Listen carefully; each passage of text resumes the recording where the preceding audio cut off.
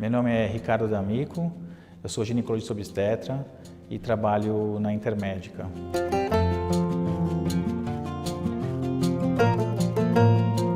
Endometriose, ela é uma doença que a presença das células endometriais, elas só estão presentes dentro do útero, essas células. Quando elas estão fora do útero, fora do lugar de origem delas, a gente chama de endometriose, né? Então é a presença dela no ovário, no intestino, no peritônio, ou seja, em qualquer outro lugar do corpo que não o local de origem dela. E hoje em dia as principais causas de endometriose é a menstruação retrógrada, né? Então assim, tem vários estudos que estão acontecendo, mas nenhum ainda que é conclusivo em relação a isso. Então, hoje em dia, para a gente, a teoria mais aceita é a teoria de Sampson, que é essa da menstruação retrógrada. O que é menstruação retrógrada? A menstruação, normalmente, ela se exterioriza pela vagina, né?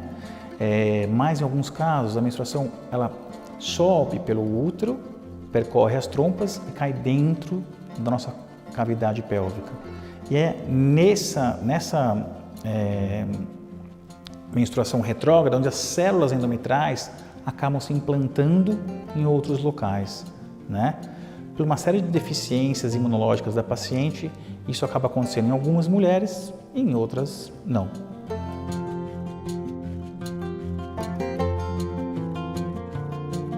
Hoje em dia, os principais sintomas da endometriose é dismenorreia. O que é dismenorreia? Dismenorreia é a dor no período menstrual. Outro sintoma muito comum é a dispareunia. O que é isso? É a dor no ato sexual, ou seja, quando a paciente vai ter relação sexual, ela tem muita dor. Outro sintoma muito comum é a dor pélvica, ou seja, não só no período menstrual, mas também ao longo de todo o mês ela tem dor que não tem relação com a menstruação. O diagnóstico, hoje em dia, a gente tem dois exames basicamente, que são a ressonância magnética, feita por profissionais laudados por profissionais que são experientes em endometriose, e a ultrassonografia transvaginal com preparo intestinal para endometriose. Esse é um exame que também é feito por profissionais que são treinados para fazer esse tipo de exame, tem experiência em endometriose, né? Outro exame que a gente acaba usando também com uma certa frequência é o CA-125, que é um exame de sangue que normalmente em pacientes que têm endometriose ele está elevado, mas isso também não é obrigatório. Em algumas pacientes ele pode estar baixo, mas essa paciente tem endometriose.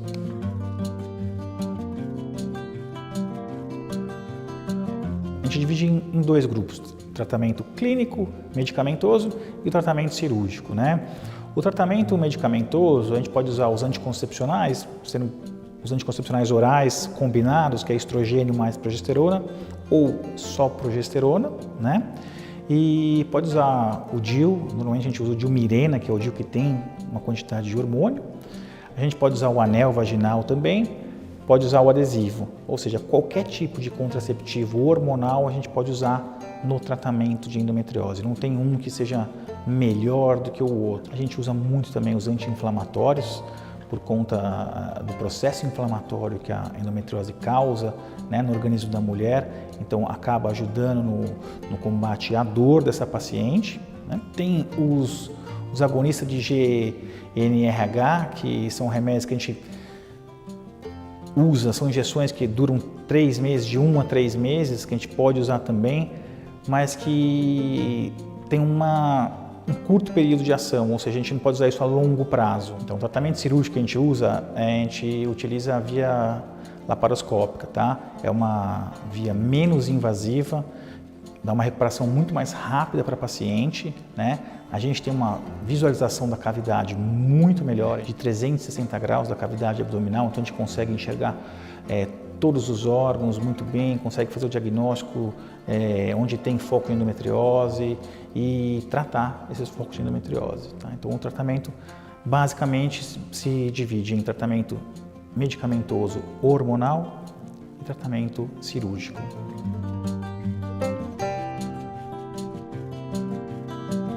Então, é verdade, tá?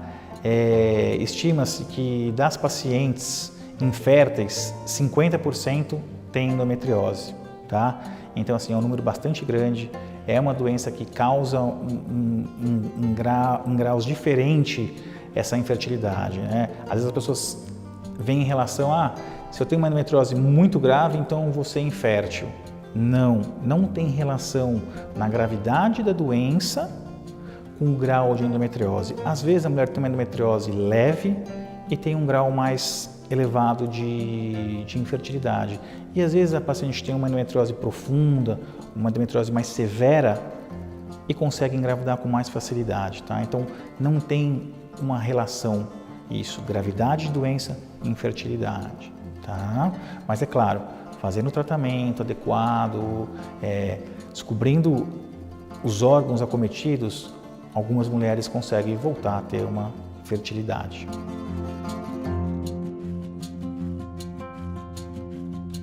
A paciente com endometriose, ela tem uma diminuição na qualidade de vida dela. E é isso que a gente busca. Hoje em dia, o tratamento da endometriose, a gente sempre visa a qualidade de vida da paciente, né?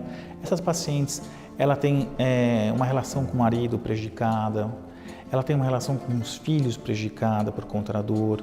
No trabalho, ela acaba faltando muito ao trabalho, porque ela tem muita dor, né? E é uma dor que é incompatível com o trabalho, muitas vezes, incompatível com a função que ela exerce, né? Dentro do trabalho. Então, quando a gente atende uma paciente com endometriose, a gente visa restabelecer a qualidade de vida normal dela, né? Devolver para ela a vida normal. E mesmo assim, tem muitas pacientes que são operadas, aquelas lesões são retiradas e elas continuam sentindo dor. Por quê? Porque aquele trajeto da dor na parte neurológica da paciente continua ativo, né? Então, mesmo sem aquelas lesões, ela tem uma dor fantasma, né? Mas ela continua tendo aquela dor. Por isso que é muito importante, hoje, quando a gente pensa em endometriose, a gente pensar numa equipe multidisciplinar, né? Baseado em dieta, né? Então tem a parte de nutrição muito importante, fisioterapia, né? Psicóloga, porque a parte psicológica da mulher fica realmente muito comprometida, né?